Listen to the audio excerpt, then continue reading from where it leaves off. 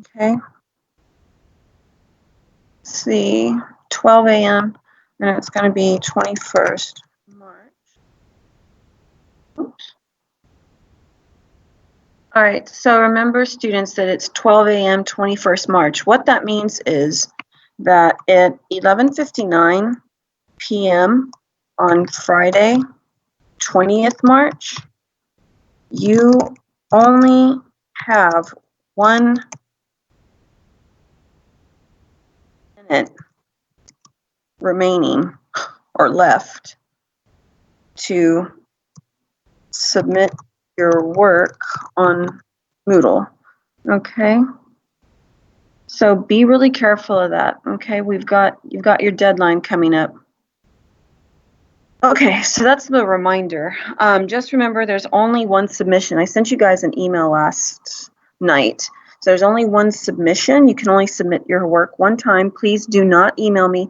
You need to submit it up to Moodle. Okay, so there's that. And if you got any questions, ask me now, or ask me later. Email me. Do what you need to do. But yeah, if you need help or have questions, definitely ask me. All right, so let's begin. So you're hopefully looking at this page here where you've got the 3 different possible ways to talk about it. So we're going to start here. I sent this to you last night. All right, now these first 2 on the side here where it says first answer, second answer, I sent you those last week because remember, this was the one in the middle, number 1. The one in the middle I sent to you last week on Monday night so that you could, have a look at it and help you. And then the one on the right, the one on the right is the sorry, students, I'm getting distracted because I'm looking at people.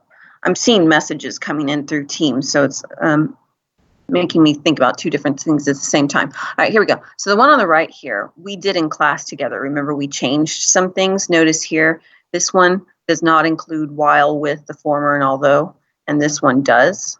So we can go, let's see, like right here. Notice how this one uses while, and here we don't use it.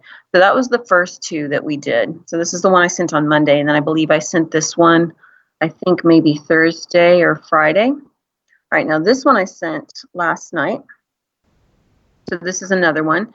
And I've highlighted the changes in yellow and then green. And I did it in yellow and then green because if some of the changes, like right here, there's 2 different changes. If I made them both yellow, then you might think that there's just one change. And I don't want you to think that.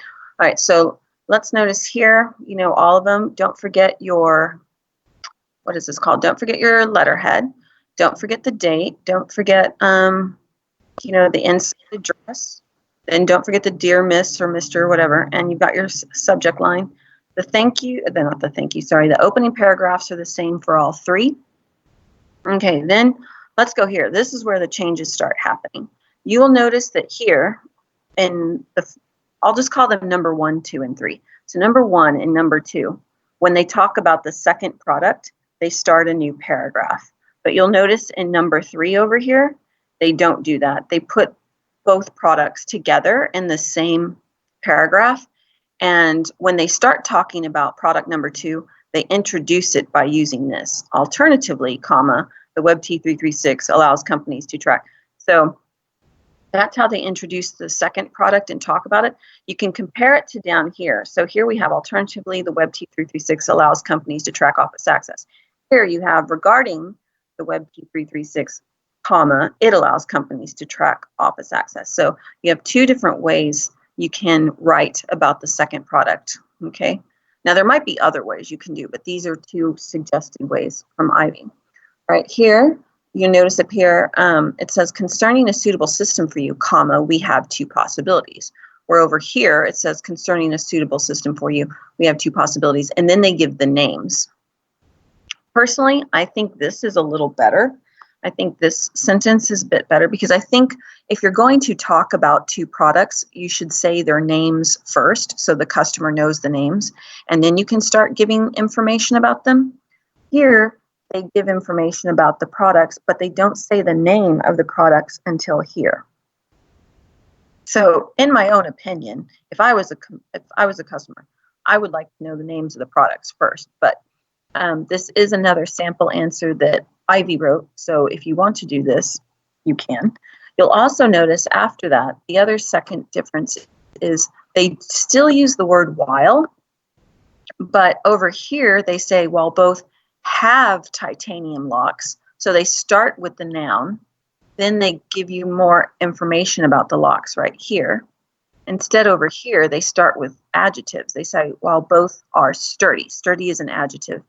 Vandal resistant. And then we have access control systems, which, and then they give this information is the same as this information here.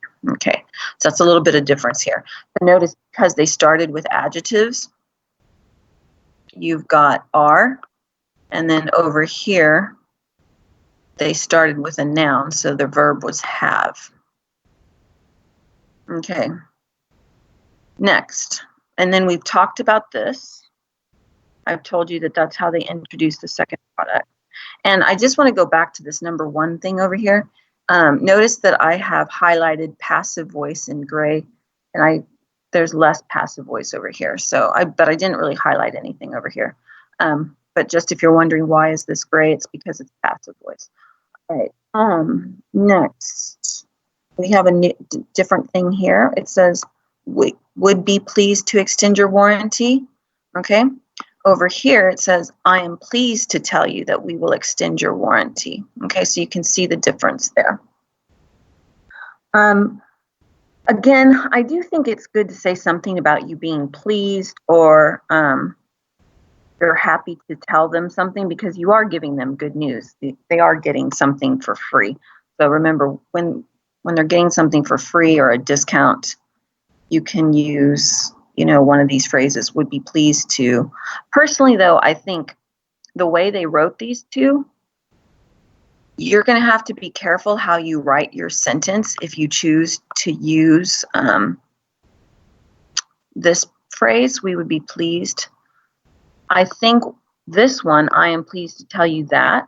This one will work in any situation, and you don't have to be as careful about your grammar. So this one might be a little bit easier for you to use. That's my own opinion, but you do what you need to do. You try to write your sentences and see which one works for you. All right, so next, let me go back now. Okay. Next, we've got this one. We've got some changes here. It says, the new thing says the next step is for us to prepare a detailed quotation for you.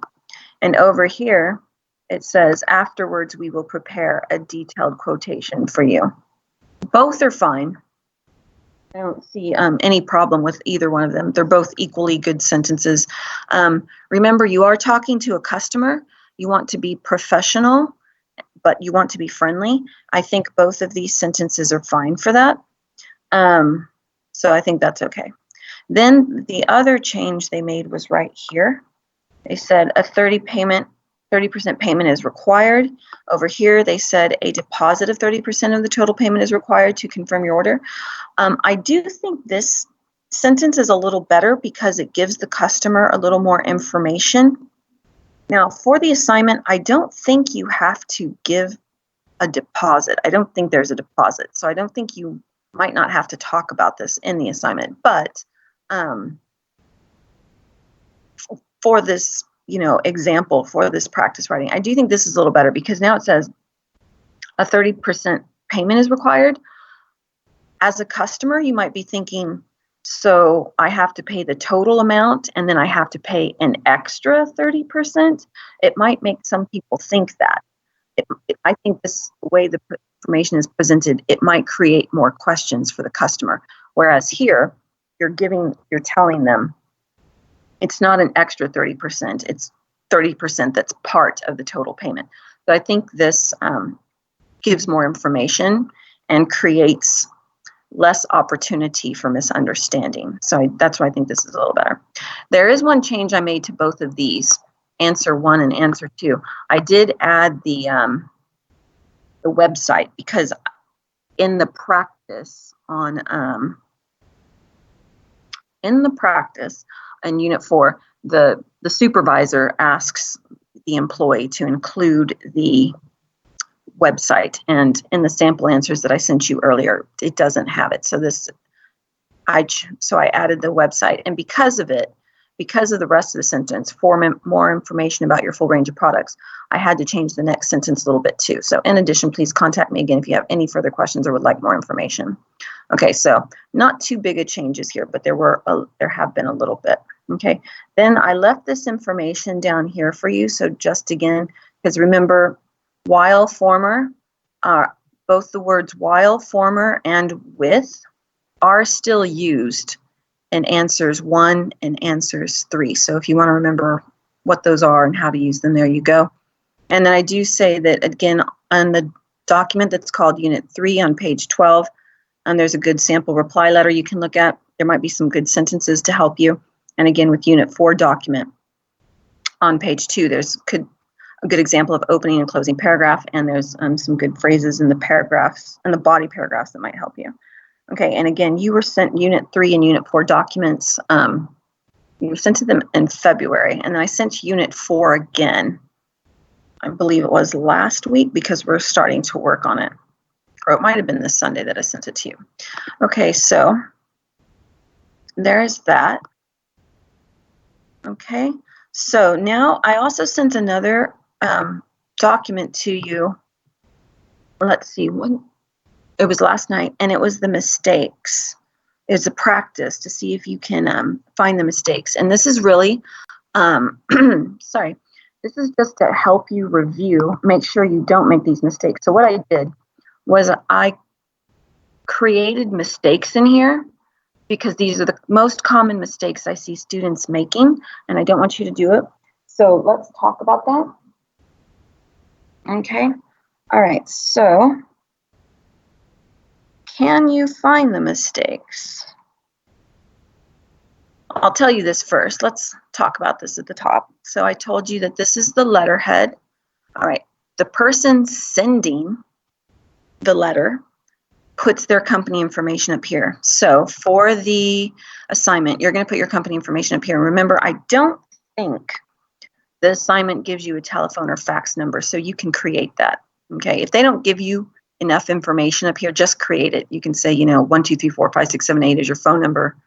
You work at 123 ABC building. If they don't give it to you, if they give you the information, use the information they give to you. All right, then we've got the date that you write the letter, and then here is the inside address. This is the information of the people, of the person you are sending it to. So this is your information because you're sending it, and then this is the customer's information because they're receiving it. All right, now let's get into this. So right here, there are 3 mistakes in this area, in these 3 parts here. Can you see the mistakes? Can you find them?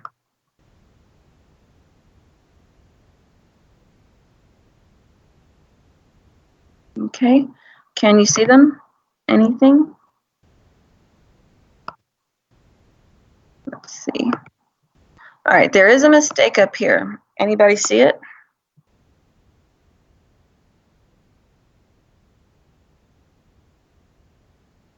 No? All right, well, let's go back and I'll tell you. All right, so first mistake. Lisa should not be there, okay? You should get rid of her name. It should just be Miss Chan. Okay, so that's the first mistake. Up here in the inside address, yes, you have their first name, but down here you should not. It's small, it's a small problem. It's a small mistake, but there you go. All right, can you see the problem here? Anybody? What's missing? There is something missing. We need to add something. 2 little letters. Okay. Since we got some stuff to do today, I'll just do it here. All right. RE ... That's what you're missing. You need that. And remember, where do you find this information? Remember, you go and find this. Go and look at your customer's letter and just copy the customer's subject line and put RE ... in front of it. All right. Now, there's something here. There's one mistake here. Can you find it?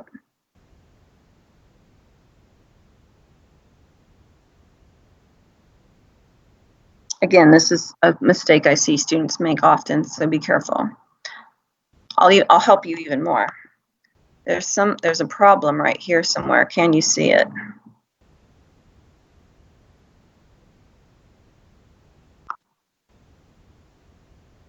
Okay. All right, the problem is right here. It's date. It should be dated because you're using it like a verb now. So that's the mistake. Okay. Now again, last night I sent you 3 copies of this. The first one, it was like this. It was blank. There was no highlighting or anything to see if you can find the mistakes. Second one I sent you, I highlighted the mistakes to see if you could fix them or to help you find the mistakes. And then the third one, I sent you the answers. Okay, so there's that. So let's go on to the next one. Okay, now we've got a few mistakes in this next paragraph. So can you see them? We've got quite a bit. First off, there is one here somewhere. Can you see the mistake?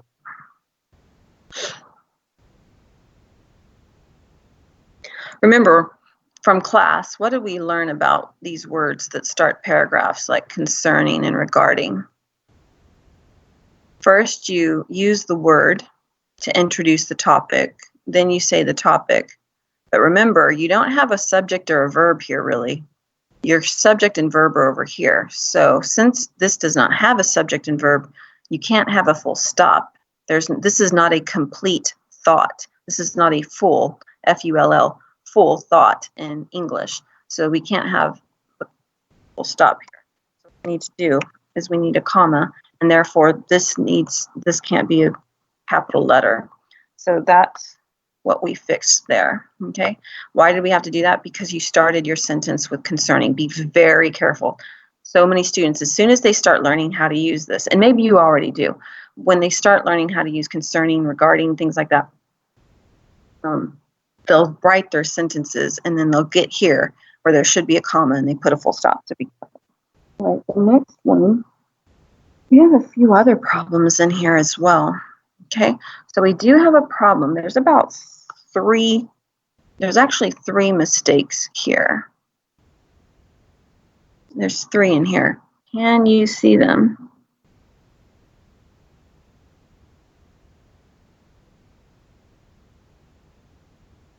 Okay. Okay, the first one's up here. There's something right here that you should be fixing. Can you see it? We've got titanium locks, and locks is a noun. So we can't have are right here. We need have. We need a different kind of verb. So that's one mistake. Because remember, I told you about that. When you've got nouns like this, most of the time you're going to have, has, includes, offers, provides, something like that. Which leads us to the next problem. This is our next problem. Vandal resistant is an adjective. So what's wrong with the verb?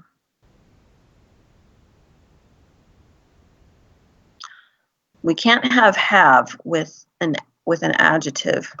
We're going to need a be verb, be verb, like am, is, are, was, were. Okay, so since there are 2 things, we're talking about 2 locks. Both means that there are 2 things. Since there's 2, we can't write have. We're going to need to write are. All right, so that's our second thing that we needed to fix. Okay, now remember when I said we started with this sentence with concerning, and because we started it with concerning, we needed a comma, not a full stop. So what about here? Do you see the next problem?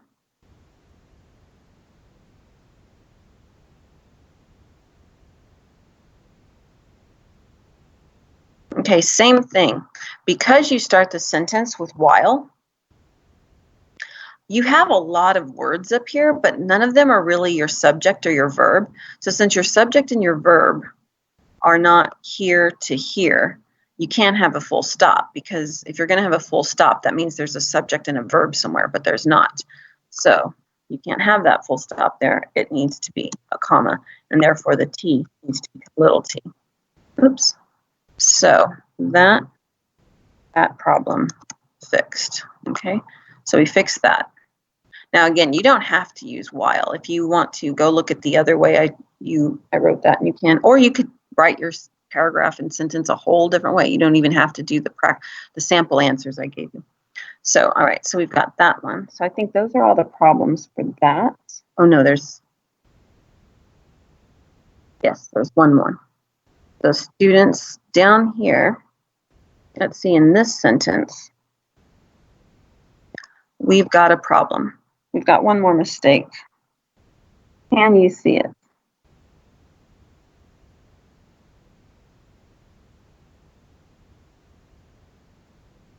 All right, I'll help you out some more. Can't see it. Problem's over here somewhere. Can you see it now?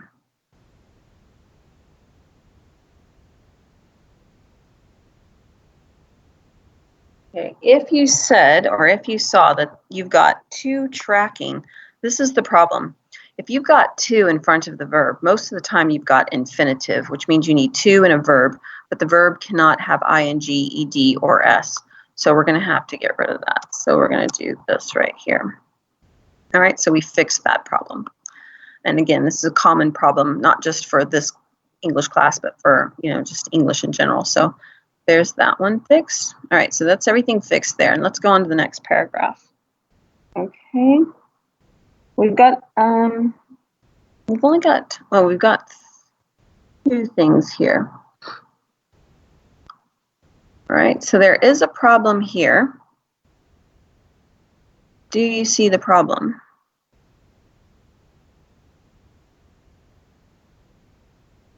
I'll give you a hint. Remember I told you that enables and allows has very similar grammar requirements. So you're going to have enables, then you're going to have a noun or noun phrase, then you need to plus verb, no ing, no ed, no s. So the same thing goes for allows. You're going to need allows, you need a noun or noun phrase, to plus verb with no ing, no ed, no s. So the problem here is there's no to.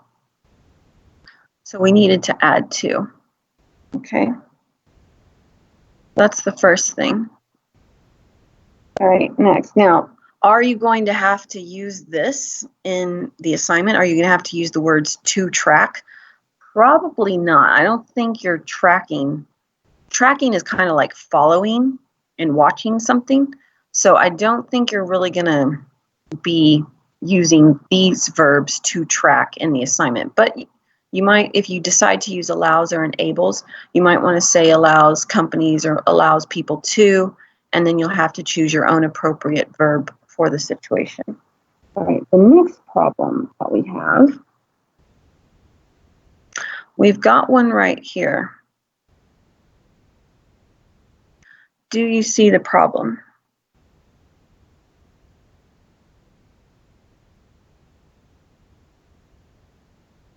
Okay, I'll give you a hint. What happens when you have a sentence that starts with since?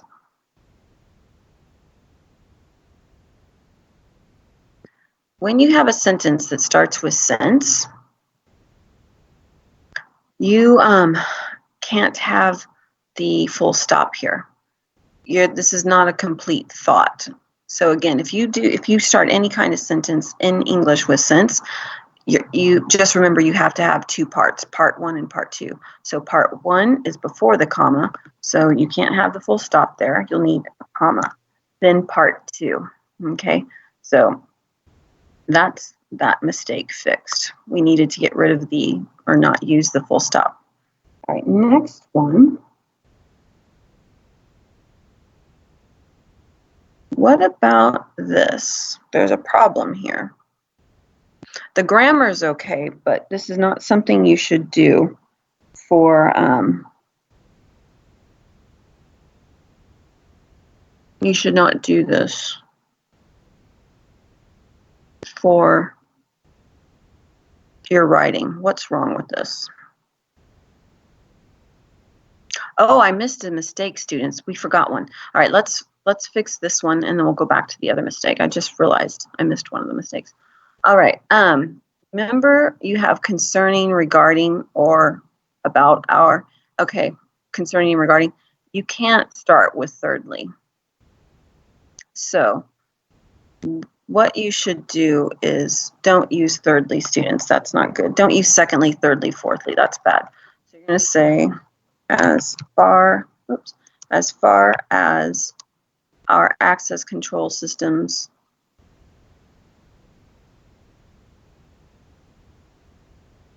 concerned,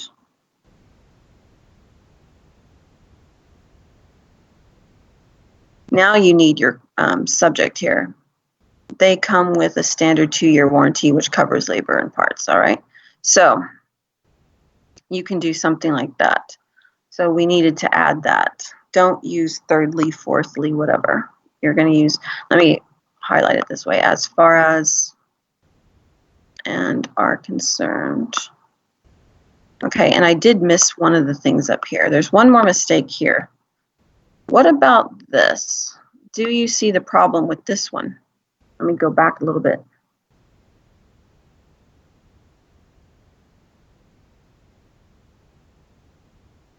Okay, remember you can use regarding, but if you use regarding with ing, you cannot use to. Okay, you need to get rid of to.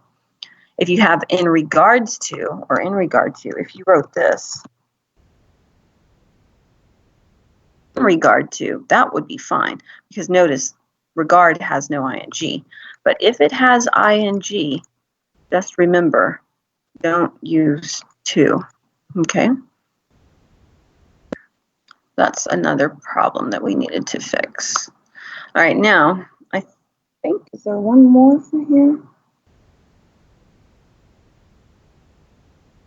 Okay, yes, there's one more problem.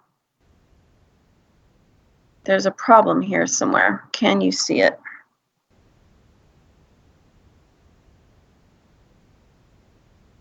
Okay, I'll make it even easier for you. There's a problem here. Do you see it? Here's the problem. Remember, students, when you've got this, you need to write the whole entire month. Do not write the short form of the month. Okay, so that's a problem. Also notice, students, I don't give you information like this. Like I don't put information here and say blah, blah, blah, blah, blah, blah, blah, and do that, and then continue with my sentence. Don't write brackets and do this in the assignment. You need to choose a way or find a way to put the information in brackets into the sentence without using the brackets. So make sure you don't do that. Also, don't write etc. in your answer and don't write so on. No, don't do these for the assignment. So just make sure. Let's see what's next. So now we've got this one. And I can tell you right now there's a problem here somewhere. Okay. What's the problem here? Again, there's not really a grammar problem, but you really should not start your paragraphs with about. You need something like concerning, regarding, as far as blah, blah, blah are concerned. So here, we're going to change this to, we're going to say,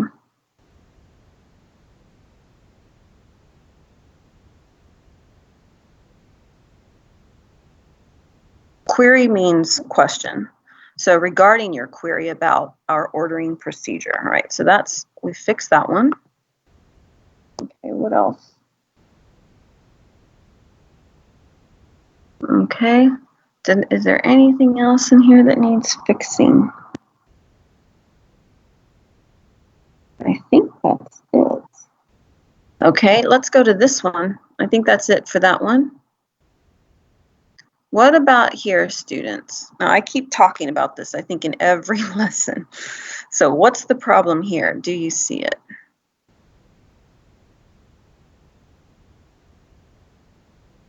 Okay. Okay. This is just a little thing with me. I really don't like this, and you shouldn't be doing it. So remember, you need a subject. So you need I, then you have your verb hope. Don't start with hope. You need that subject. So be careful of that. Don't write just hope you need the subject. All right, so there's that. Now we have some problems here. Can you see the problems there?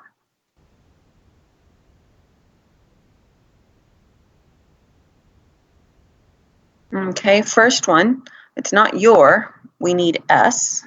So you need to add S, it should be yours. And then what about this one, faithfully? When your customer writes you, the customer will write faithfully, but when you reply to your customer, you should not write faithfully. What should you write? Starts with an S. It needs to be sincerely, okay, so be careful. So there's that. Now, we still have one problem. Something's missing right here. What do we need? You need to add something. Remember, you need your signature. So you're going to type the name, and then you can add that, okay? So don't forget the signature. All right, so those are the things that you need to be careful of. These are the most common mistakes I see people, students making, so be careful on that. Try to get as high a grade as possible. All right, so there's that. Those are the mistakes. And I reminded you, don't forget the deadline is coming up tomorrow night. Only one submission, so please don't think you can write many times and choose the best one you want. Once you upload something, it's over. So, and please don't email me. You need to upload it to Moodle. All right, so let's get into Unit 4 then. All right. Let's see, Unit 4.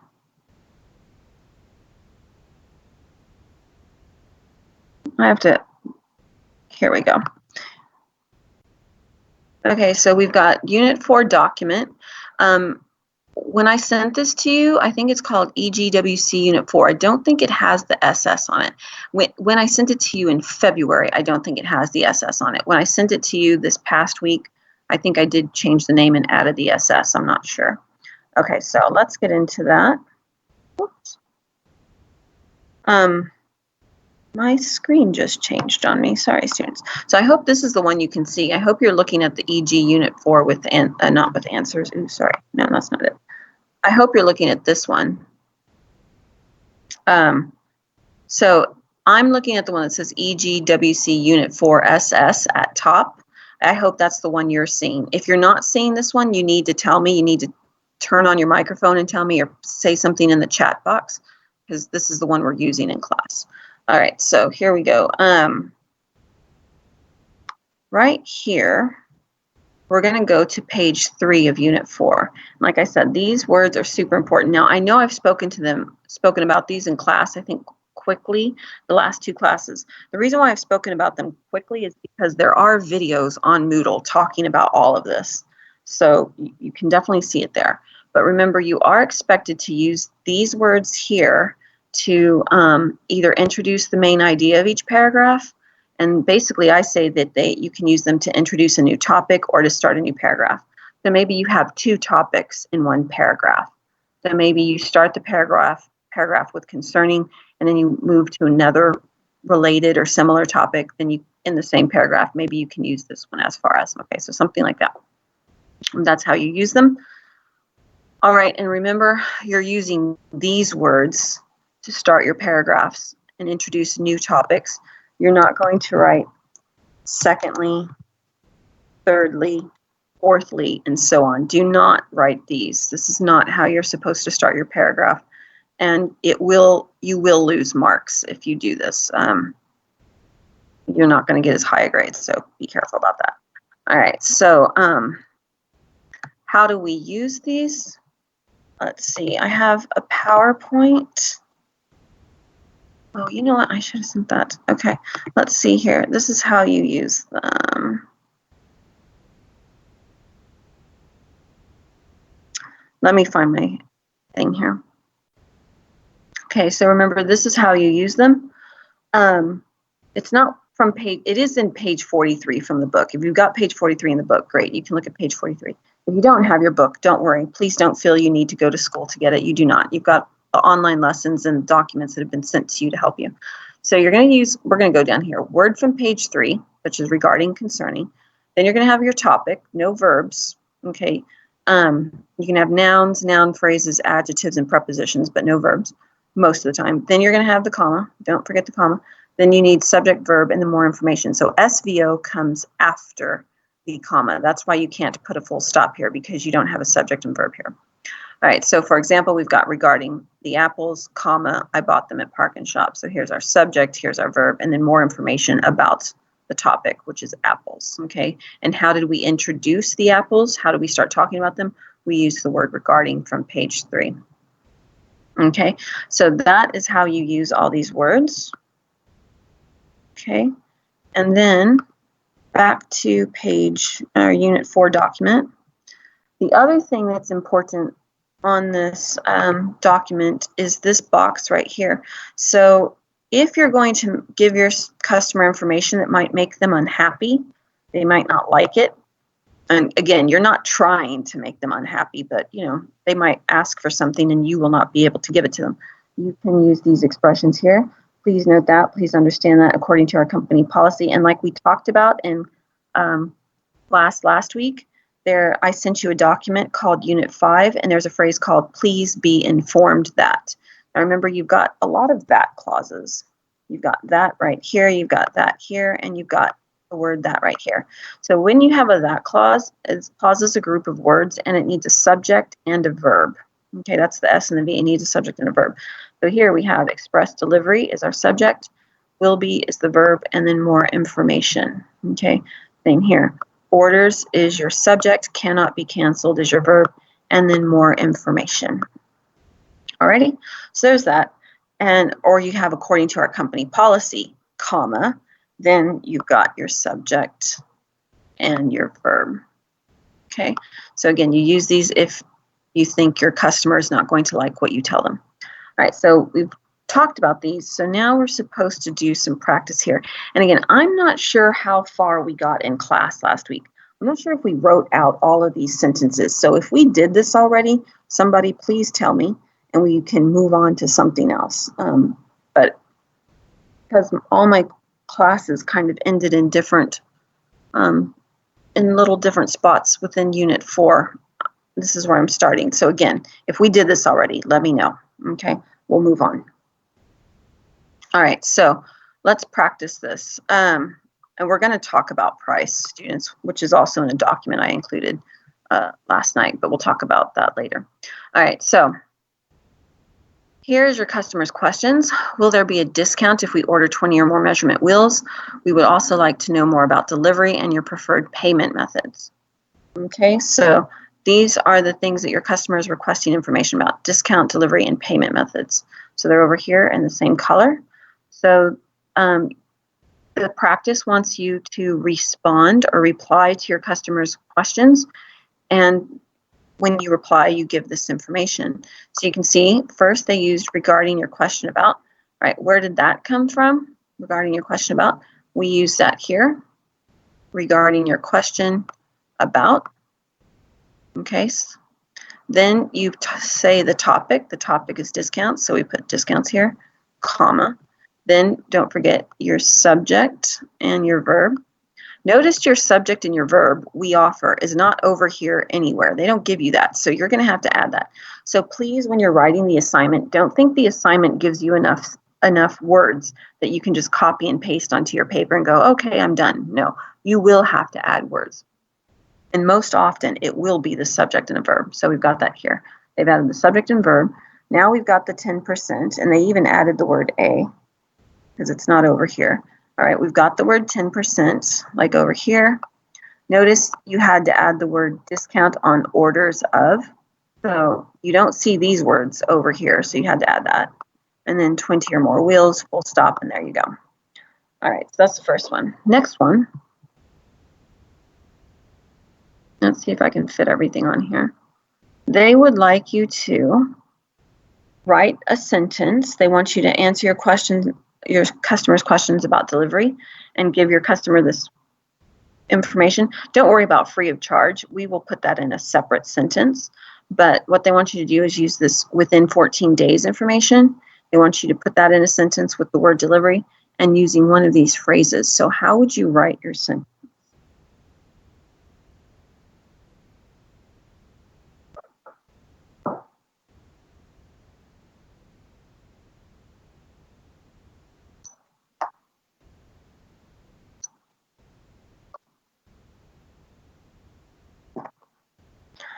Okay.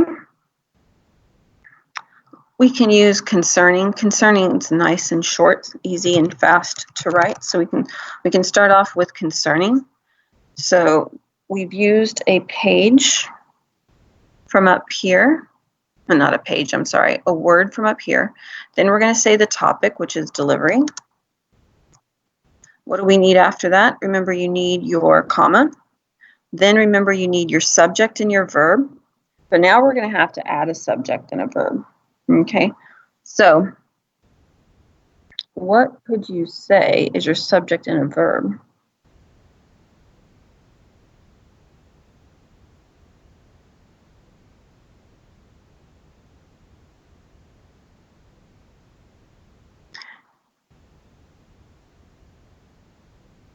We can say we, because we're talking about the company, right? The company is going to do the delivering.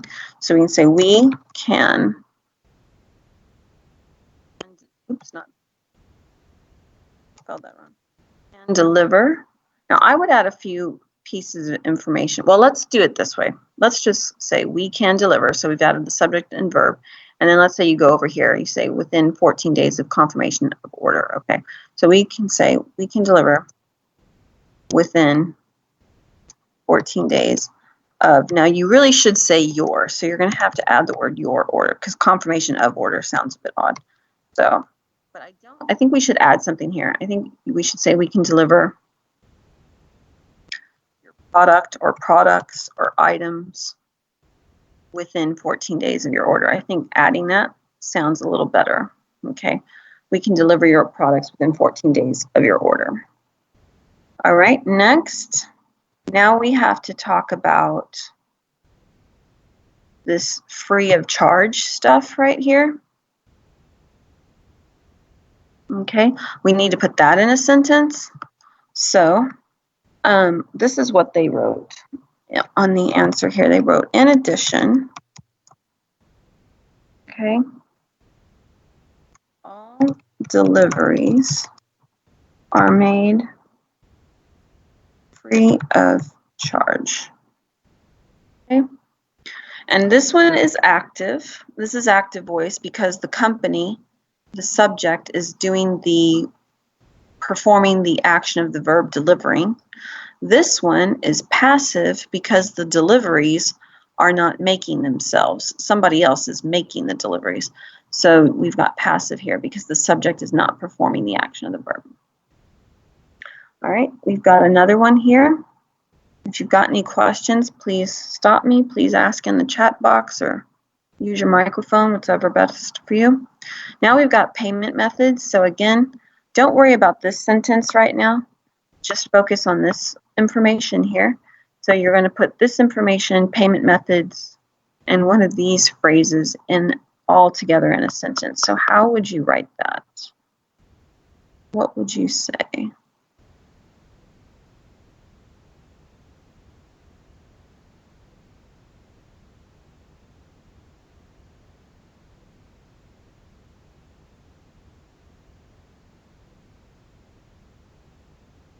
Okay, let's use as far as blah, blah, blah are concerned. We're going to use this one, okay?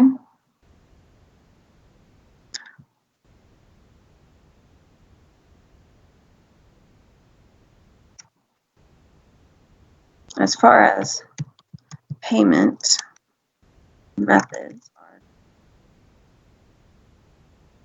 Now notice, students, I used are. Why did I use are? Why did I not use is, is? Because methods has s at the end, so we need are, not is. Missy. Yes. You spell wrong the first word. You use Oh. are. Oh, as far, sorry, thank you. As far as payment methods are concerned, good, well spotted too. All right, as far as payment methods are concerned, comma, don't forget the comma. Now we have our subject and a verb. How would you guys want to write this? Do you want to write this passive or do you want to write this active? I think most students tend to write an active voice, which is totally fine. You're not going to lose points for that or anything. So I'm going to write an active first. Okay. Now we know we're talking about online by credit card, right? We're talking about payment methods, and the payment methods are online by credit card or other payment or online payment account. So since we're talking about payment methods, who is doing the paying? Who is the one giving the money?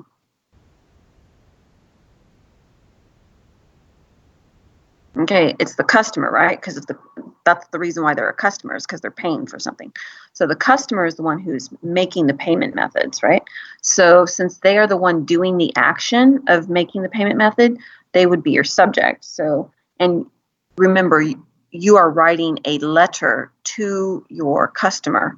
So you would say you, because you equals the customer. You're telling them what they can do. So as far as payment methods are concerned, you can, what can we say here? You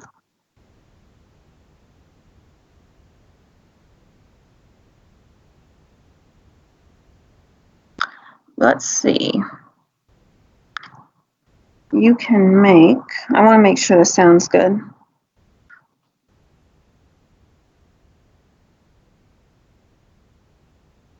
You can make all payments online by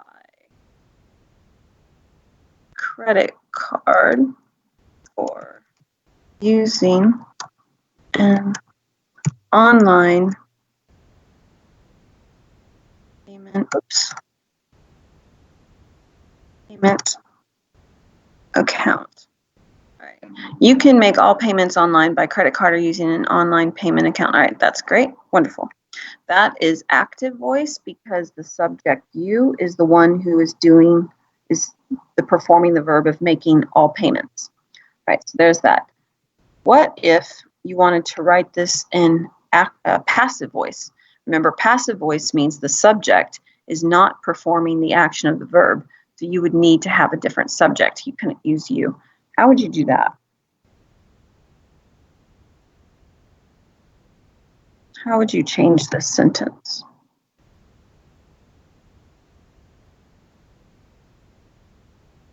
All right, this is the suggested answer. It said all payments, sorry. Now we say can make, but now we need to change it, right, to passive. So can be, and remember now you need a be verb to make passive and you need past participle. So we change make to made. Now we have all payments as our subject, so we don't need all payments again here. Okay, so as far as payment methods are concerned, all payment methods can be made, get rid of all, online, can be made online by credit card or using an online payment account. All right, so let me highlight these again for you. Okay, so these are the phrases you can use to start your new topic or paragraph. Then we've got the topic right here.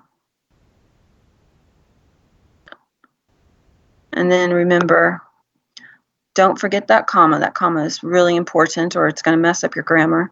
Then you've got your subject and you've got your verb. And then you've got the rest of the information. And again, here, after the comma, you've got your subject, your verb, and then information about the topic. Okay, and let me just highlight this one as well. Okay. And then again, just remember you've got that comma and then the subject and verb and then more information. All right, so that's this is active and passive. All right, next. Now we still have to talk about this. We need to give the customer this information here. And notice we've got the word only. And usually when you use the word only, that means something is kind of limited, right? And when something is limited, people sometimes are not happy. They don't like that. So, because some people are not going to be happy, because only international customers can pay by bank transfer. So local people can't pay by bank transfer, and that might make them unhappy. So because they might be unhappy, we can use one of these phrases here, okay? So we are going to use, please note that.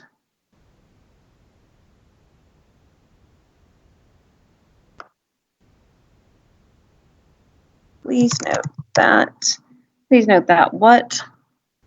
Now again, see, we can't say please note that bank transfers.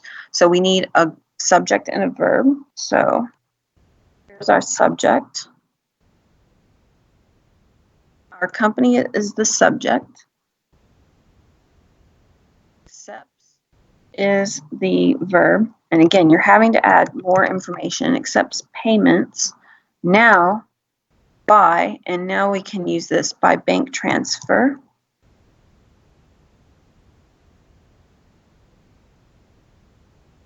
And we had to add even more words from national customers only. And again, notice I didn't say, I didn't use brackets here, students. So please do not use brackets in your writing in the assignment. Okay, you need to put those words into the sentence without using brackets. All right, so please note that is our phrase. And like I said, our company is the subject, accepts is the verb, and then the rest of the information. And again, you did have to add some information here. You couldn't just copy and paste over here. You had to add words to make a correct sentence. All right, so that's how you use these words to introduce topics. Remember, to introduce topics or start a new paragraph, you can use these. Don't use secondly, thirdly, fourthly. If you're going to make someone unhappy, you can use these phrases here. And the one from Unit 5, please be informed of that. All right, we've got one other thing we were going to talk about is this page here. But before we do that, we're just going to talk about price really quick, because there's nowhere in any of the documents from Ivy that have been sent to you that talk about price. And there's nothing in the book that talks about price, but you're going to have to talk about price in the assignment. So let's say the TV cost $22,000. That's the price of the TV. How are you going to write this? You can say the TV cost $22,000. So that's one verb you can use. Or you can say the TVs both cost $22,000. Now notice with this one, with cost here, this one has S. This one does not have S. Why does this one have S? Because we're only talking about one. Okay, that's why we have cost. This one we're talking about two TVs, right? Because we say both, so we know there's two of them. And then cost $22,000. $22,000. That means each of them cost $22,000. So TV 1 cost $22,000. TV 2 cost $22,000. That doesn't mean that together the TVs cost $22,000. No. So be careful of that one. The other verb you can use is. Now there are other ways, but I'm trying to keep it simple for you guys. So the TV is $22,000, or you can say the price of the TV is $22,000. Okay, so we used is twice, but here I've just added some extra information. All right, then if you want to talk about the two costs in the same sentence, you can say the Sony TV cost $22,000 and the Samsung TV is $25,000. I mean, you could say the Sony TV cost $22,000 and the Samsung TV cost $25,000. I mean, you can use the same verb again, but just to have a little variety, I use two different verbs. So that's how you can talk about price. There are other ways, but I'm just going to keep it simple for you there. All right, next, one thing I put down here in this active and passive, because I know we've talked about it in class. Notice here, I gave you active and passive.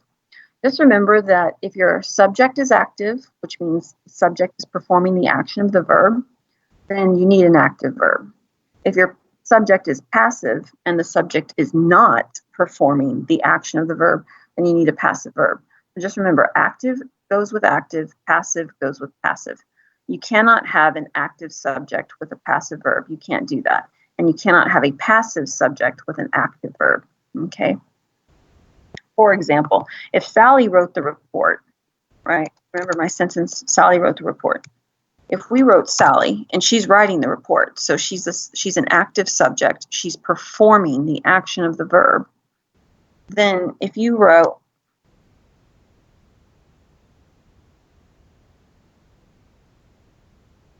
I forgot the R. All right. Now we've got an active subject. Sally's doing the writing, but we've got a passive voice verb. Sally was written the report. So that is incorrect. That is an example of mixing active with passive. So don't do that. Okay. All right. So that's a little bit more about active and passive. We've talked a little bit about price. I did include this information in a document that I sent last night. Okay. All right. Now we're going to move on to, let's move this back up here. Unit 4 is really important for phrases and words.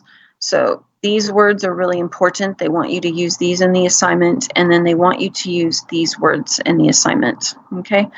So up here, the words are in sentences, so you can see how they behave in a sentence, and then I've put them down here, not in a sentence, just so you can kind of see just the words on their own. All right, so you are expected to use the following words in the assignment. You don't have to use all of them, but you are expected to use some where appropriate or relevant. I will say this, moreover and furthermore are very professional sounding. They're fine, they're okay. In addition, does sound, I would say, a little more casual, and in a way I think that's good. It's not too casual, but because remember, you are talking to your customer and you want to be friendly, in addition is good. This is, again, sounds a little more serious. However, let's say you have to give a lot of extra information, right? Because you use these words to give extra or additional information.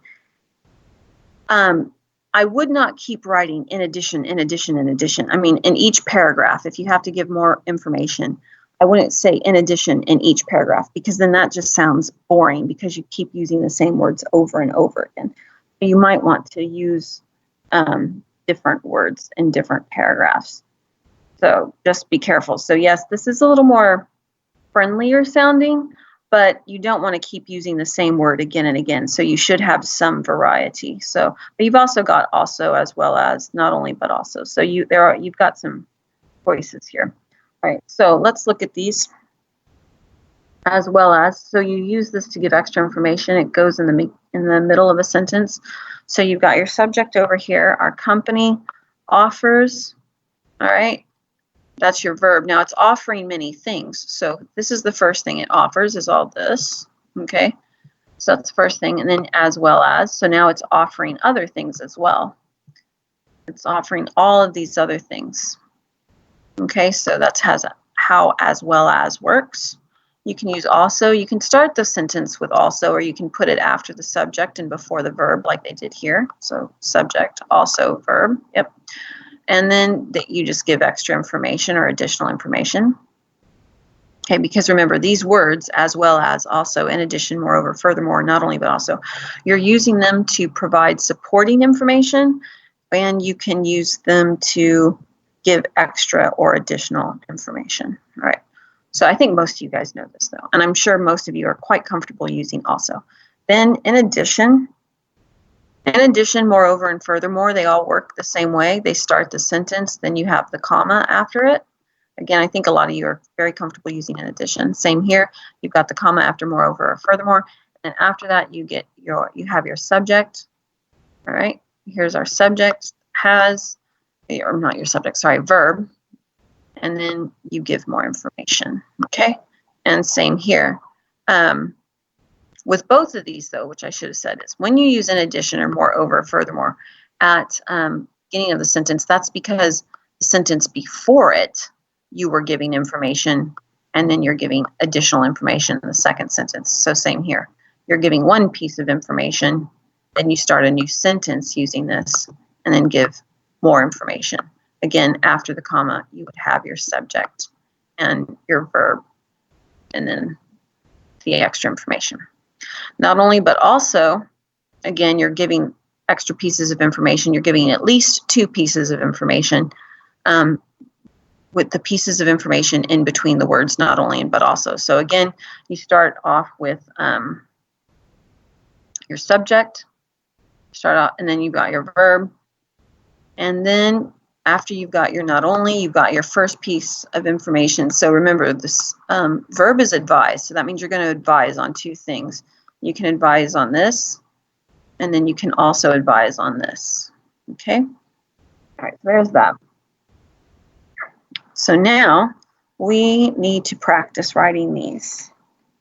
So how would you write this? They want you to use the words from up here, which are the same as down here. And they want you to put all of these ideas into sentences. Now, I will say this, for the first one, number 1, they tell you the words they want you to use, but for the next ones, they don't tell you the words they want you to use. So first, you need to find your subject and your verb. So what is your subject and your verb? Now here, they don't even give you a verb, but they are talking about services. All right? And the company is, doing all this. So since the company is doing all this, I'm going to use the word we, because we equals the company. That's our subject. And again, we're talking about services. So what verb could you use with service, or services, I should say?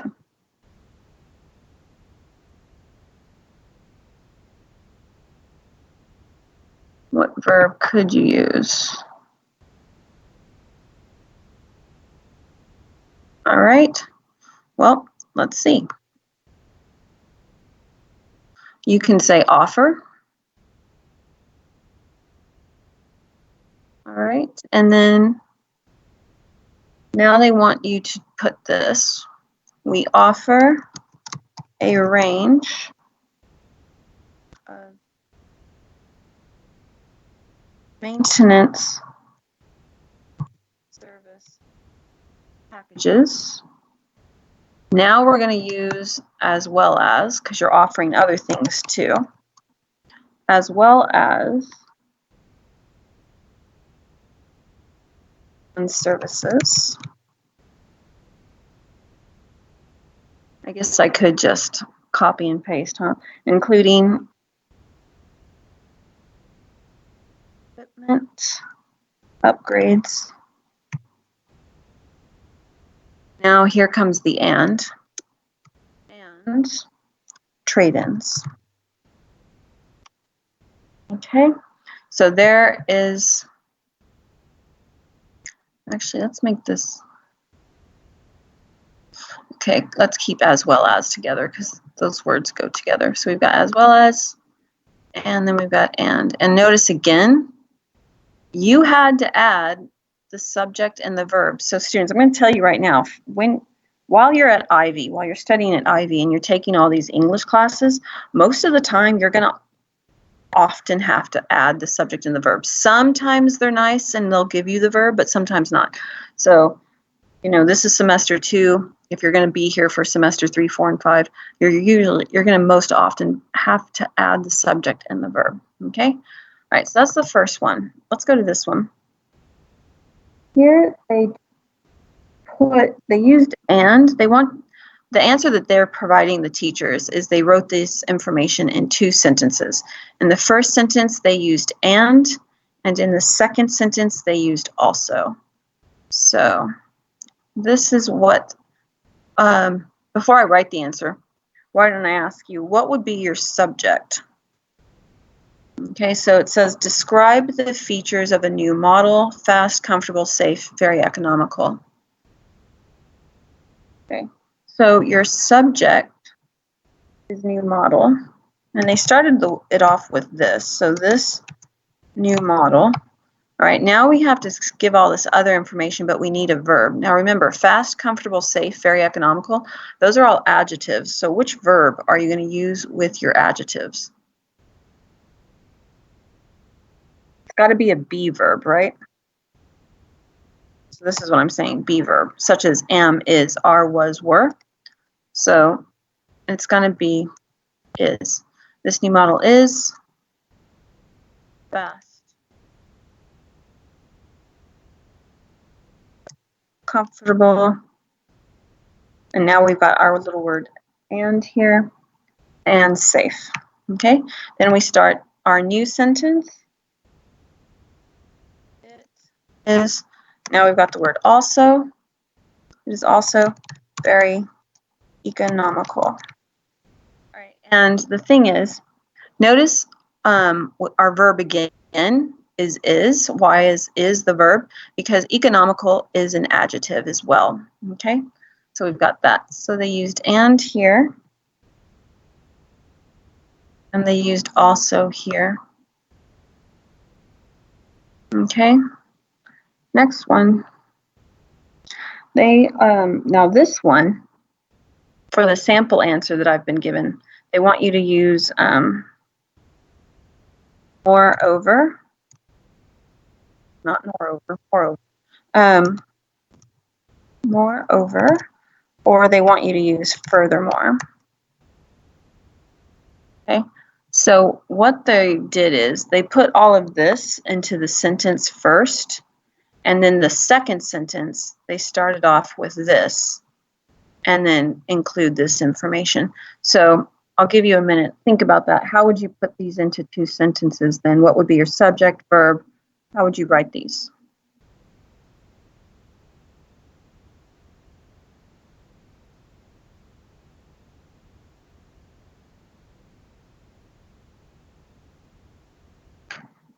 All right. Well, first we need our subject, right?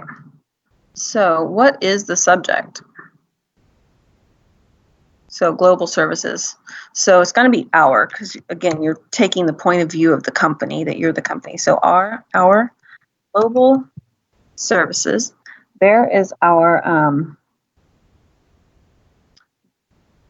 now we need our verb, provide. And they were nice this time. They gave you a verb, provide. So our global services provide you meaning the customer, with all the necessary information.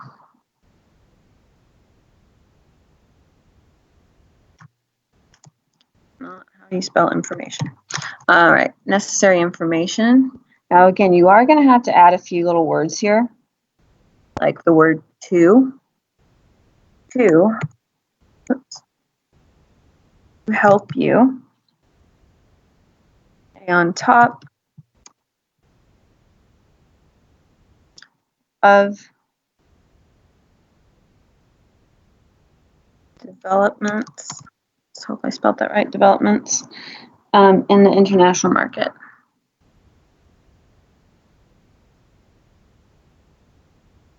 Okay, let me keep on typing here, sorry.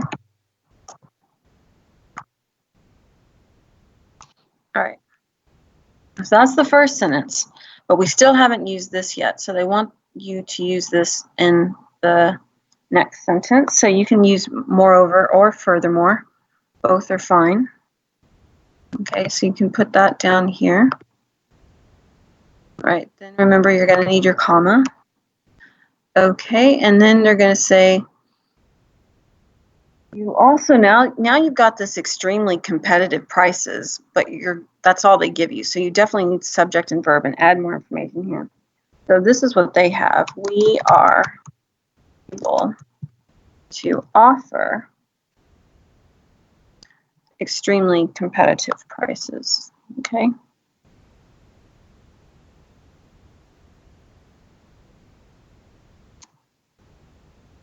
And then obviously we need to fix that.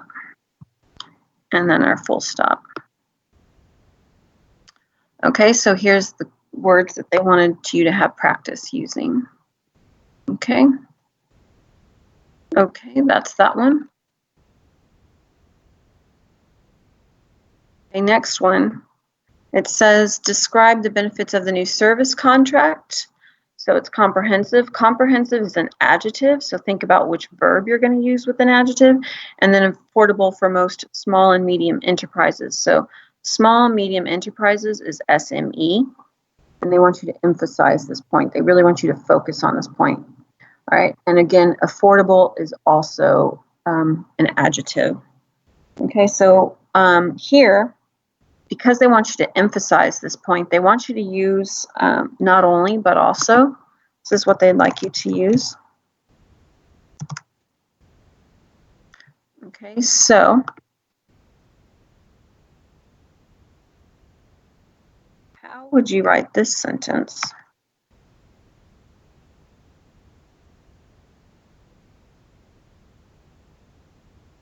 Okay, first, what would be your subject? So we're talking about the new service contract, right? So the new service contract. Now you need a verb. We've got our subject now. We need a verb. But remember, I told you comprehensive and affordable are adjectives. Okay. So the new service contract is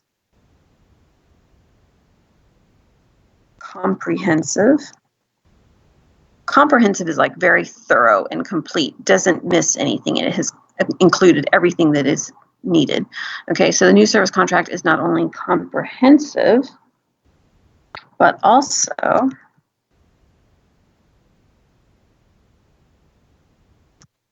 affordable for most SMEs.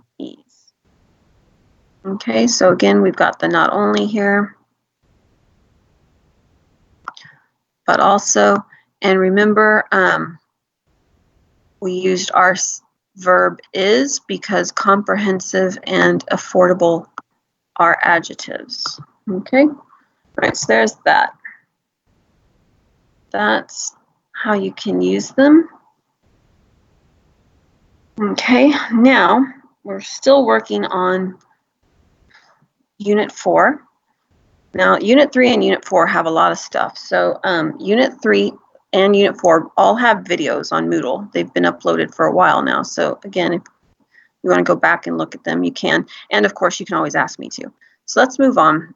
This one, let's see, can I move that up some?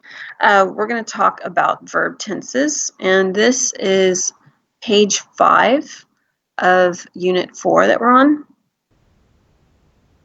Okay, now I added this sentence. This is not in your Unit 4 document. I just typed this and added this for teaching purposes, okay? So you're going to use a lot of simple present tense in your assignment. And I talked about that in a document that I sent you last night, okay?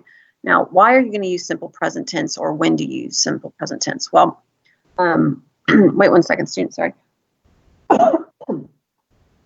You use it because you're going to use simple present tense a lot, maybe not always, but a lot, to talk about the company products, the company services, or the company operations. Okay, so you're going to use simple present tense. Why is that?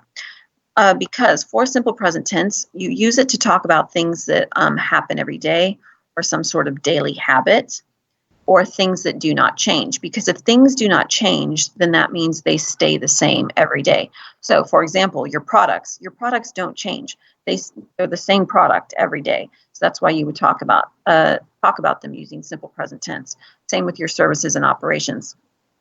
I mean, yes, maybe your product, service, or operation changes, but usually only maybe once every few years. You know, maybe every 2 or 3 years your product or service or operation changes. But pretty much on a daily basis, every day, they stay the same. So that's why we use simple present tense to talk about them. All right, so that's going to be really big in your answer. Now, again, not always. I wouldn't say every verb that you write in your assignment is going to be present tense, but a lot of them will be. So if we go back and look at let's look at the one where we compare all three. Even though these are all 3 different answers, we still have tons of present, right? We have, that's present. Are, present. Can operate, present. The power, let's see where else we haven't. Have, present. Is, present. Has, present. can be upgraded. Passive, but it's present. All right, what else? Enables is present. Allows, present. Okay, same here. Have, present. Are, present. I know a lot of these are the same verbs. Can operate, present. Is, right here, present. Okay, and this is almost the same, so I'll just not talk about it. What about, like, if let's go here, are, okay, well, that's ours concerns, that's not one. So covers, present. Can upgrade, present. Have, present. Are celebrating, present progressive, but it's present. All right, so a lot of this, your assignment, when you talk about the product and any services you offer the customer, are often, not always, but often going to be about present tense. So that's why we're talking about this here. All right, so let's go back. Okay, so in these answers here that they want you to fill out and do, some of these will be present tense. All right, but some of them might be present perfect, simple past, or some of them might be simple future. Now, will you use present perfect in the assignment? Maybe. Like I said, most things are going to be simple present tense, but not 100% everything. You might use some present perfect, maybe. So if you're talking about like your company winning an award, you can say has won an award since it was set up. So because you've got since here, you're not using since like because you know when you use the word since or because, it's to give a reason. You can also use since to talk about time. Like, I have lived in Hong Kong since 2009, something like that. So that's with using the time. So when you talk about since with time, you can use present perfect. Or you could also use simple past. This is was. So this is simple past, but it's also passive past. All right. Simple future, I'm sure there's a good chance you're going to use simple future in the assignment, because I think you're going to have to arrange or organize some sort of meeting or visit or something in the assignment. So you'll probably have to use some simple future, which means you've got your will plus a verb, no ing, no ed, no s. That is hopefully quite simple for you. Just will, verb, no ing, no ed, no s. Okay. So back to present perfect.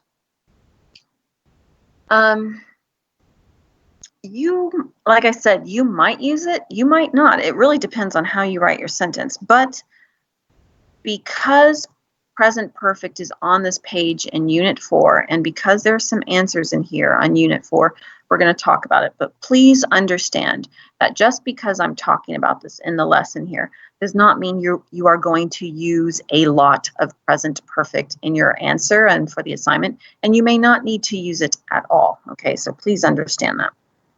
But since it's here, we're going to talk about it. And I do want to show you one other thing. Well, before I go back, let me go back to this page that I was just showing you, students. I apologize. So we're talking about this. And notice here when they talk about present perfect and simple past, they talk about using it as their example is winning an award, right? Okay, so when you talk about something that's winning an award, that means the product is good. So when you talk about something when a product is good, or if it's popular, there are a few different ways you can talk about it. Okay, so we're going to go over here. Let me see. Here we go. Okay, so this is the same one as in your document 4 that we were looking at. So our coffee shop has won a number of awards since it was set up. So we've got present perfect has won a number of awards since it was set up. This is simple past passive voice. Okay, it's present perfect because we don't know when. We don't know when it was set up, but we know it's in the past sometime. And because we use since, we have present perfect. Another way you can say it is our coffee shop has won many awards over the past few years. Now, again, there's no since here, S-I-N-C-E. You don't see that, but we know it's in the past sometimes. We don't know exactly in the past. Was it 2008? Was it 2012? We don't know, but sometime in the past few years, or 2016, we don't know. But because we know it's in the past, but they did not give us a date or a year, we would use present perfect. All right. If you are given the date, if you do know the date that you won the award, then it would be simple past, such as won, Okay, the coffee shop won Best Customer Service Award in 2017. Or maybe they don't give you the year, but they kind of tell you the year because they say last year. And we know if this year is 2020, then we know last year was 2019. So again, you would use simple past here. If your company has won an award, when they give you a date or they use the phrase last year, you can use just simple past and you don't have to worry about present perfect. Now, if something's popular, then you would use simple present and say is. So our coffee shop is the most popular among all coffee shops in Hong Kong. So it's the most popular right now, so it's simple present. So why am I bringing this up? Because on the assignment, you could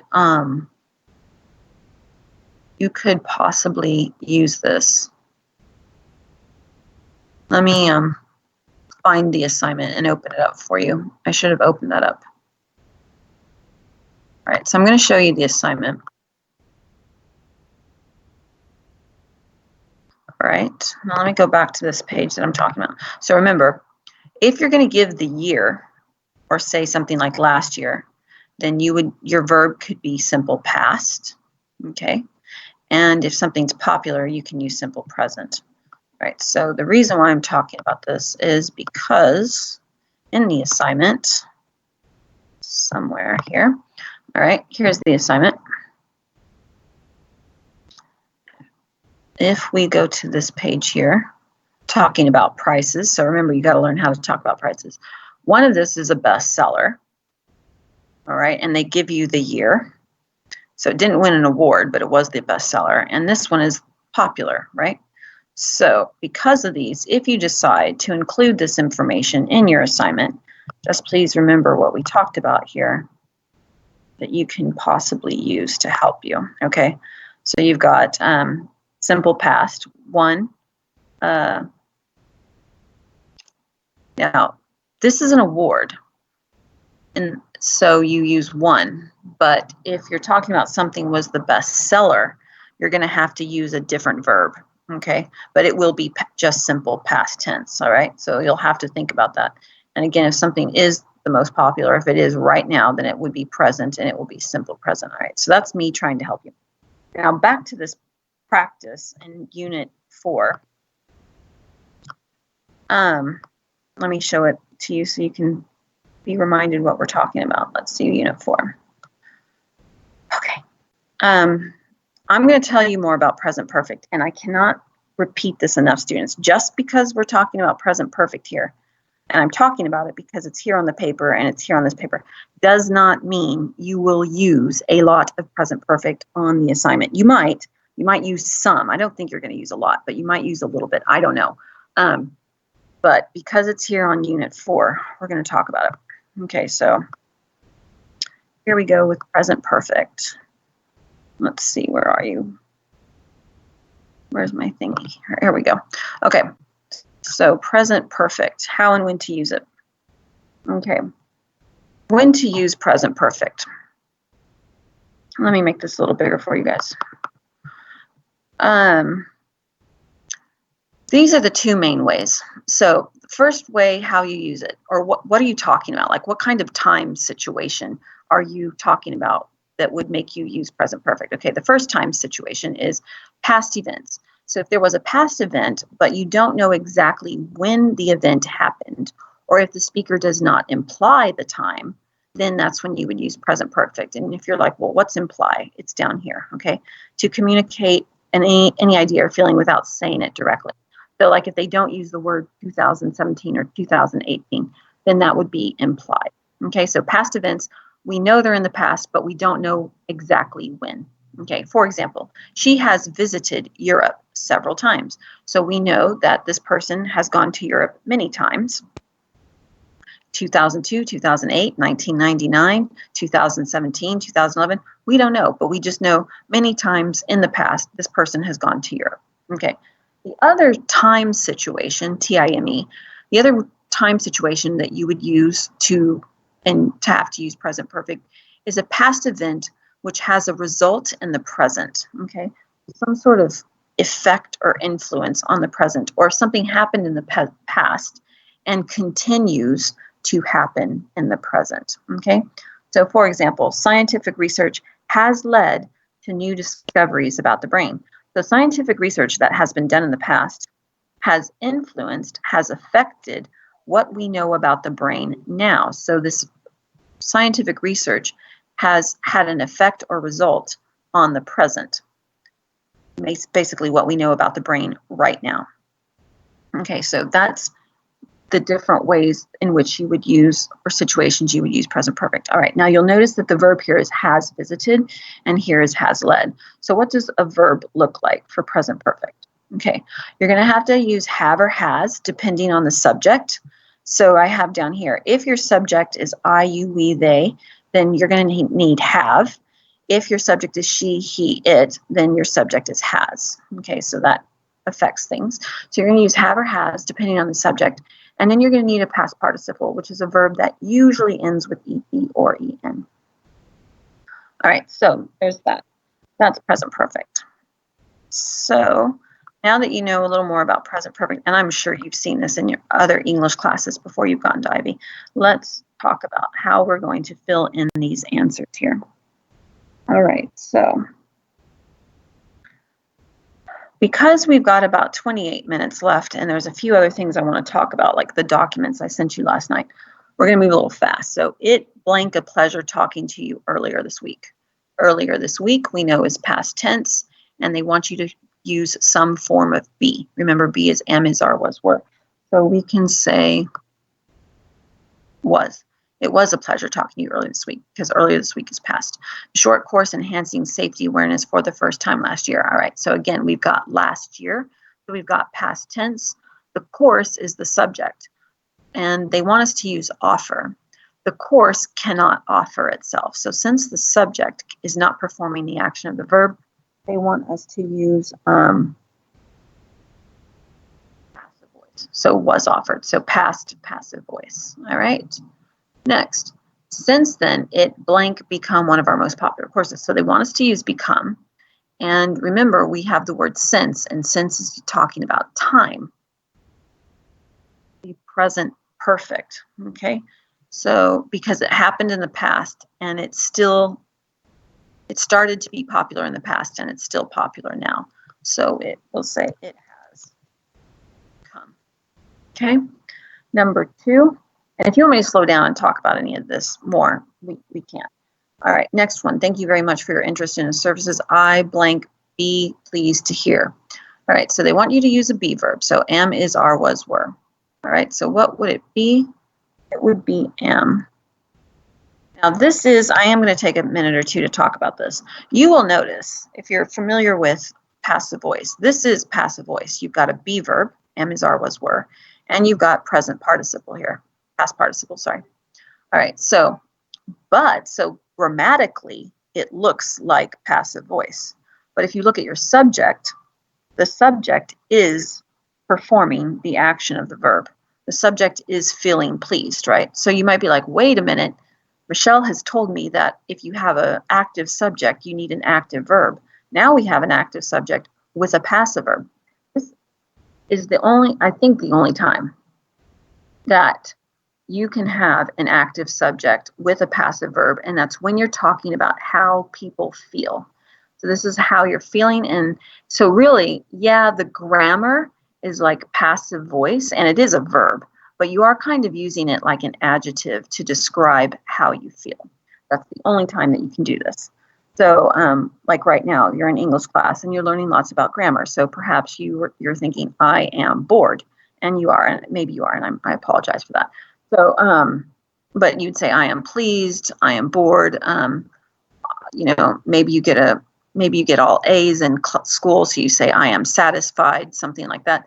So again, or you can say, you are satisfied.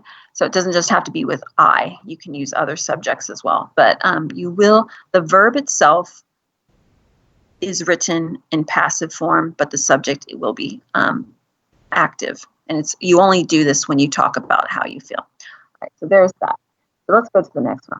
This one, you can have 2 possible answers.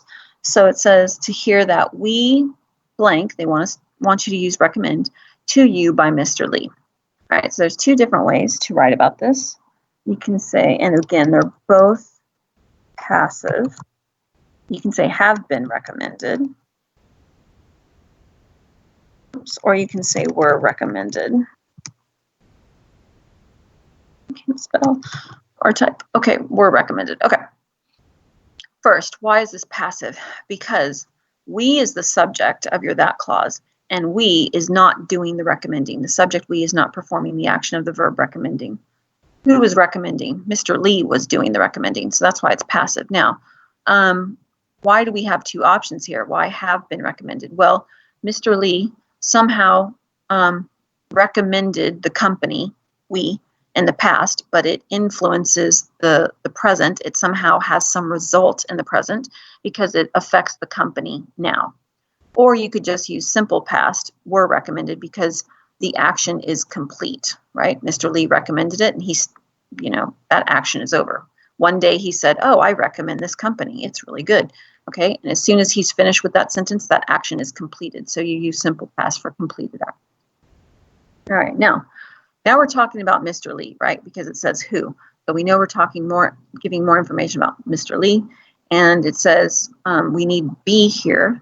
So am, is, are, was, were in some form, a regular customer of ours for a number of years. So we know that sometime in the past, Mr. Lee began being a customer, and he is still a customer now.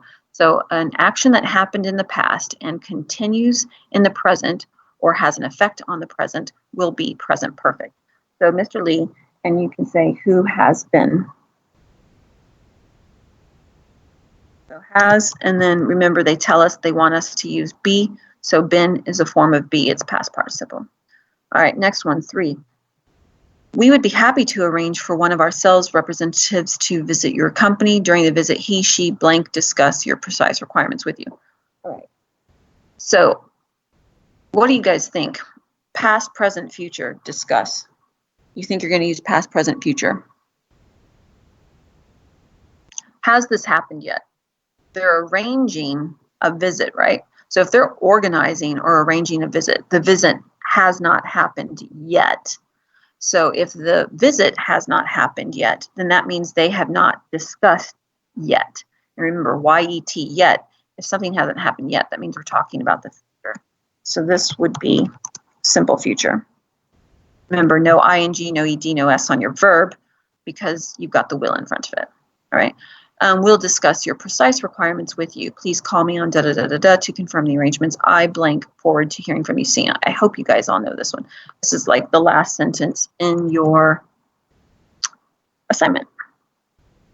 So it's I, not I lock, I look. All right, so this is from the point of view of the writer, the person who's writing the letter. Because right now, while they are writing the letter, they feel this way. I look forward to hearing from you soon. So that's why it's present tense. Right, next one, same with this one. This is from the point of view of the writer while they are writing. So while they're writing, it's right now for them. So since it's right now, now being the key word, it's present tense. So I take great pleasure in enclosing our catalog. You blank find on pages 10 through 16. All right, now again, from the point of view of the writer, the customer has not seen pages 10 through 16 yet.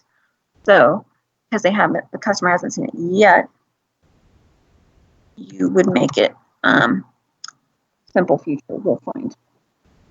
Okay, so you will find on page 10 to 16 that we blank exactly the products you require. Now remember, now you're talking about your products. You're talking about your company and your services. So when you are describing or talking about your product, your company, services, or operations, you are going to use, do you remember, present tense.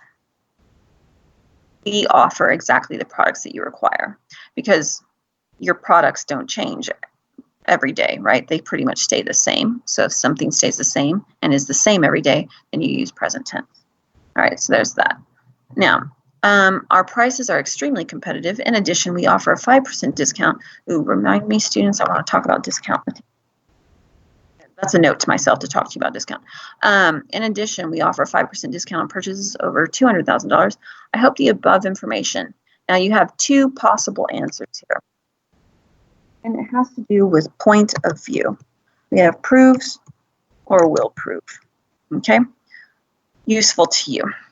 If you're talking about the point of view of the person writing it, it would be will prove, because they know that the person reading the letter has not read it yet. So they're hoping it will prove useful. So that's the point of view of the person writing. If you're talking about from the point of view of the person reading the letter, that means while they're holding the letter in their hands and reading it right then, that means they're hoping that it proves useful, because right now, as they're reading the sentence, they're like, well, I hope this is proving useful to you. That's why it's present tense, as they're reading it. All right, then please feel free to contact me again if you blank any further queries. What do you think? All right, again, this is from the point of view of the person reading the letter. So if you have, because again, while they've got the letter in their hands, their eyeballs are looking at the letter, reading it. It's like right now, as you're reading this, if you have, so present tense, any further queries, definitely contact us. All right, so that's probably a lot about grammar. So I hope you're still awake. What can I tell you? Just remember that, yes, we discussed some present perfect here. How much of it are you going to use in the assignment? I don't know. Are you going to use present perfect at all? I'm not sure. It really just kind of depends on how you write your sentences. Just remember, if something is popular right now, you can use present tense. And if something, if you're talking about past stuff, like a bestseller in 2018, then you're going to use past tense. Okay, I don't think you'll use the word won, though. W-O-N-E. You're probably going to have to change a verb. Now, what I do want to say about some of these sentences is this one here about being recommended. Please do not use this sentence in your assignment. No one recommended your company to your customer. So do not use this sentence in the don't use this sentence in the assignment to help you. However, there might be some sentences here that could possibly help you, and there might be some sentences here that could possibly help you. Okay, so you can look at these to maybe help you write some sentences in the assignment. Okay, and again, you won't need this one to help you in the assignment. So 1 and 2, no. 3 and 4, there might be some good things to help you. Now, talking about or speaking of discount, so that's my little note to myself to remind you, let's talk about discount really quick. I sent you a document last night, early evening, I should say, and it is reminders. So we'll just go through that now. So since we were talking about discount, we'll start with that one first. Okay, so here it is. Remember, students, with discount, if you're going to use off, you need the verb is. Is number off? If you're going to use the word discount, which I honestly feel is a little bit easier to use, you're going to use a number and discount. But that's my opinion, but I think it's easier to use. You choose what's best for you. Okay. So again, I gave you some sample sentences here. And remember, do not put them together. Do not put discount and off together when you're talking about saving money. Okay. Is 20% off? That's great. You said, is 20% off discount? No. A 30% discount, that's good. If you say a 30% discount off, no, that's incorrect. So please be careful of that. Then remember, if you are having trouble with writing your assignment and you're not sure what verb to use or something, you can go back and look at your customer's email or letter and see how they used the word in a sentence, and maybe you'll get an idea of what other words you can use. And I don't think you're going to have to use early next week, but if you do, just remember it's early next week, not in early next week, or early next month, early next year. You would just say early next, not in. If you say middle, like the middle of October, would you use that? We can help you in the middle of October. It will be middle. It really depends on your sentence. We can deliver it in the middle of October. I suggest ordering it in mid-October. Depending on how you write your sentence, you might be able to use in and you might not be able to. So if you're going to use mid or middle, it just depends. Okay, now for price, we talked about price. And I've said that earlier in class, but that's on the paper I sent to you last night. And then Remember, I told you that when you are talking about your company's products, services, and operations, you will often use simple present tense because you use simple present tense to talk about things that happen every day. So everything I just said in class, I've repeated here on the paper. It says you probably won't always use simple present tense, but you'll probably use a lot of it. So please don't think that 100% of your verbs are going to be present tense. Be careful. All right, then up here, I said verbs you can use when talking about your products, services, and operations. We've got have or has, and I put have or has and offer with or without s, and all of the verbs with or without s because it depends on your subject. Your subject will influence if you write have or has or the verb with or without s.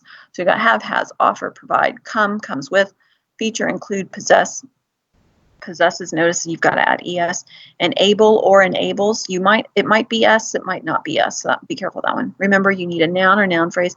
Then you need verb with ing, with no ing, no ed, no s, because you've got the to in front of the verb.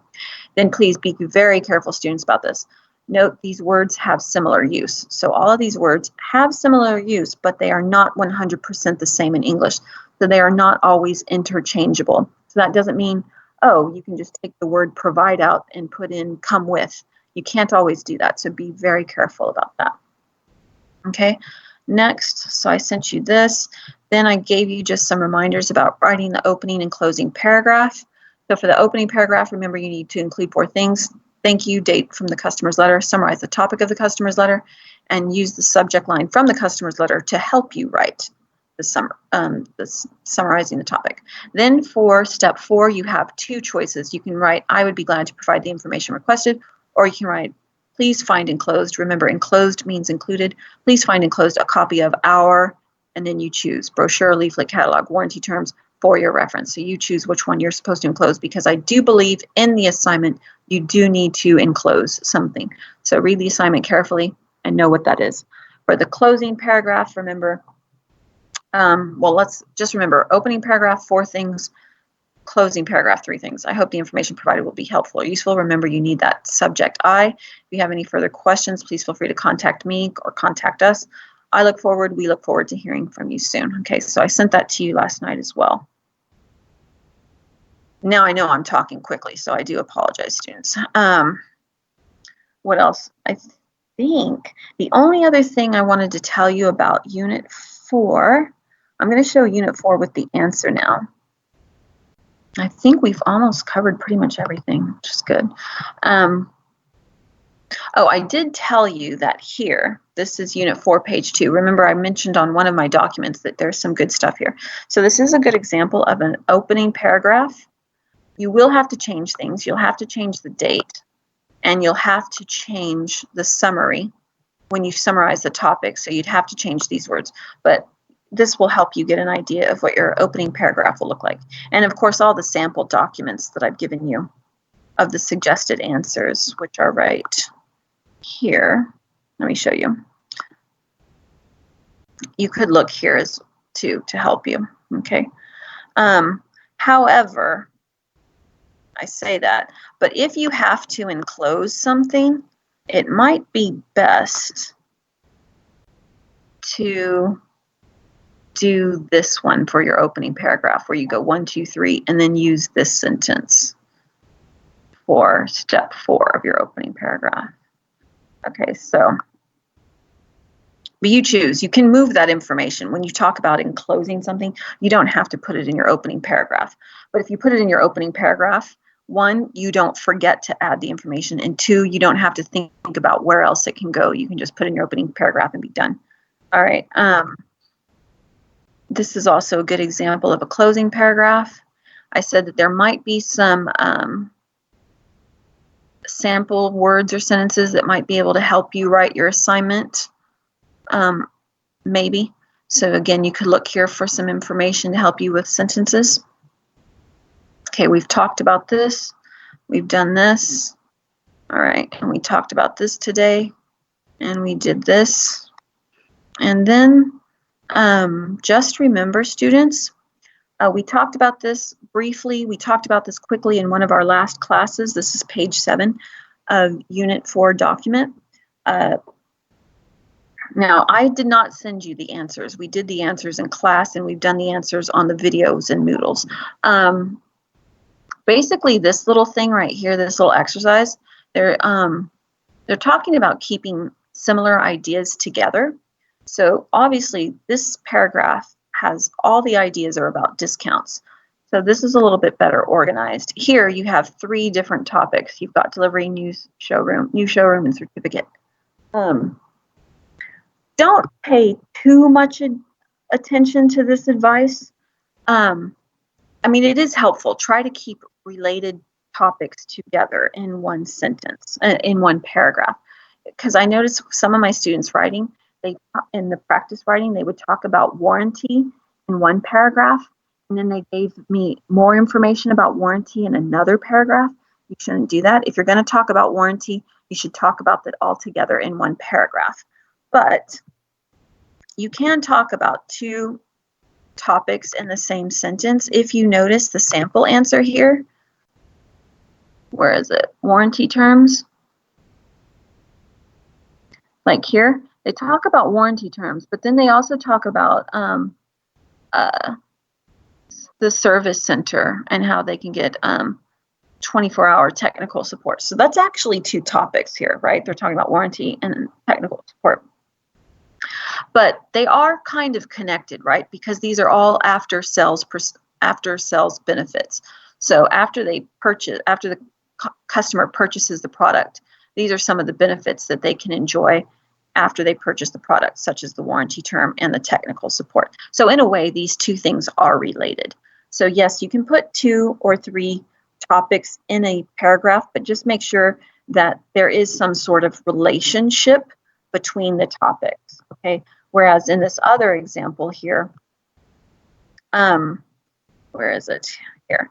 You really can't see the relationship between these 2 well. There's not really all that related, so be careful. And the other thing you really, really, really need to remember is when you're writing the assignment, you're going to write the opening paragraph first. You're going to write you can have 3 to 5 body paragraphs.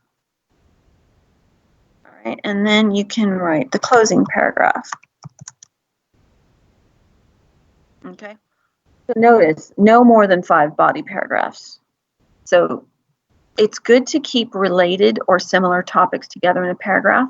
You can put different topics in the paragraph together, but they need to somehow be related. There needs to be some sort of connection, hopefully. But if maybe you think that there's 8 different topics that you're writing about in the assignment, and you're like, well, wait a minute, Michelle told me I can only have maybe 2 or 3. Does that mean you should start writing different paragraphs for each topic? No, you should try to put some of those topics together, even if you don't think they're related somehow, because the more important than the 8 different topics and 8 different paragraphs is you should not have more than 5 body paragraphs in your assignment, which means if you have 5 body paragraphs and the opening and the closing, that means total you're going to have 7. So your assignment should not have more than 7 paragraphs. So that is the more important rule than this rule. Okay, this one wins. Okay, so please don't write a paragraph for each different topic. Okay, so be careful of that. The other thing that I want to do, and I know I've got 6 minutes, and I think you have a class after this. I do apologize. Is this right here. I do think there might be some good words or phrases you can use. Again, there is a video on this in Moodle. It's in one of the Unit 4 videos. And I talk about this and I talk about this. So if you want to write this down, if you haven't yet, I know we've talked about it quickly the last 2 lessons as well. And here it is again, we're talking about it now. They wanted you to add ideas, and the added ideas are here in this purplish pink color. But there might be some good words or phrases you can use for the assignment. So, all right, students, we are done. That is everything. Just remember the deadline is this Friday night, or I guess you could say Saturday night at midnight. Remember, you can only submit your work once. So once you upload it to Moodle, that's it. And please do not upload it to Moodle and then send me an email with a new copy and tell me to grade that one. Whatever you upload to Moodle is the one I'm going to be marking. Please remember to put your name on your work.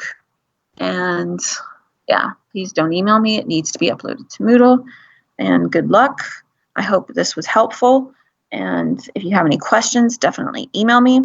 Students, probably after about 5 o'clock or 5:30 on Friday, I'm not really going to be checking my email. So if you're having problems, definitely get a hold of me. Contact me before then. Okay. All right. So that's it. Have a lovely Thursday. Thank you. And yes, we are having class next week, so we will chat more next week. Okay. All right. Good luck with the assignment. And y'all are free to go. Thank you. Bye-bye. Bye-bye. Bye-bye. Oh, goodbye, goodbye. Bye, Bye guys. bye. Take care. Take care. Thank you.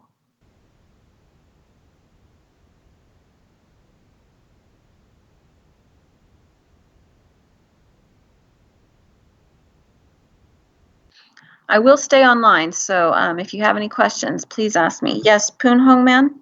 Pong Ho Man?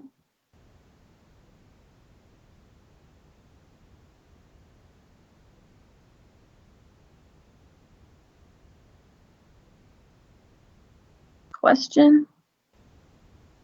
Sure, go ahead. You can type it or you can say it, whichever.